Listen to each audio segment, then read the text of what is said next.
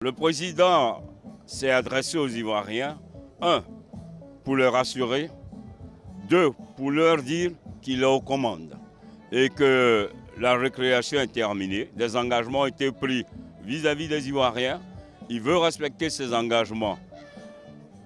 Par ailleurs, il veut aussi dire aux Ivoiriens qu'il n'est pas un obstacle à la démocratie, à la liberté d'expression et que tous ceux qui veulent être candidats sont libres d'y aller, mais que pour le temps qui lui reste, que l'ensemble des Ivoiriens se consacrent et se concentrent sur les engagements qu'il a pris.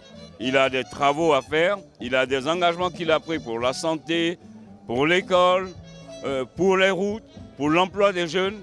Sa préoccupation, c'est de respecter ses engagements. De là à parler de rupture, il n'en a jamais été question, d'autant plus que le président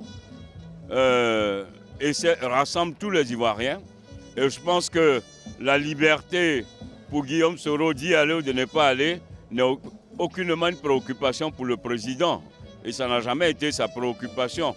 Il a toujours voulu rassembler l'ensemble des Ivoiriens autour d'un objectif, celui du développement de la Côte d'Ivoire et de la stabilité de la Côte d'Ivoire.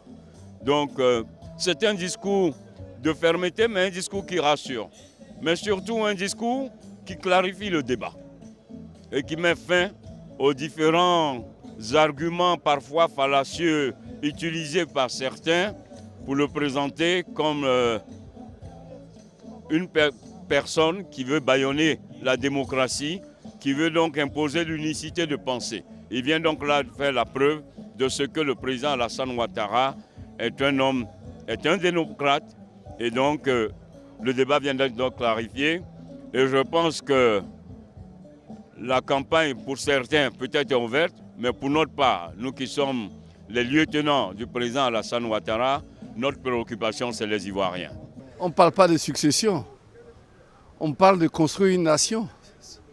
Nous sommes tous de passage, nous sommes des pèlerins sur cette terre. Il faut voir l'état de Côte d'Ivoire qui doit continuer à vivre avec ses enfants.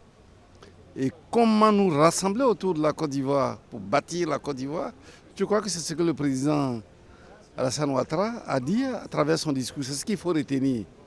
Se rassembler au sein du RHDP, ouvrir pour que tout le monde, conformément à la Constitution, soit candidat, pour chercher les intelligences. Mais moi, en tant que membre du PDCRDA et adepte du RHDP, j'ai dit que ce sont les alliances qui font les grandes nations. L'Allemagne nous en donne l'exemple. Aujourd'hui, elle est la première puissance économique de l'Europe. À travers des alliances, il y a la stabilité.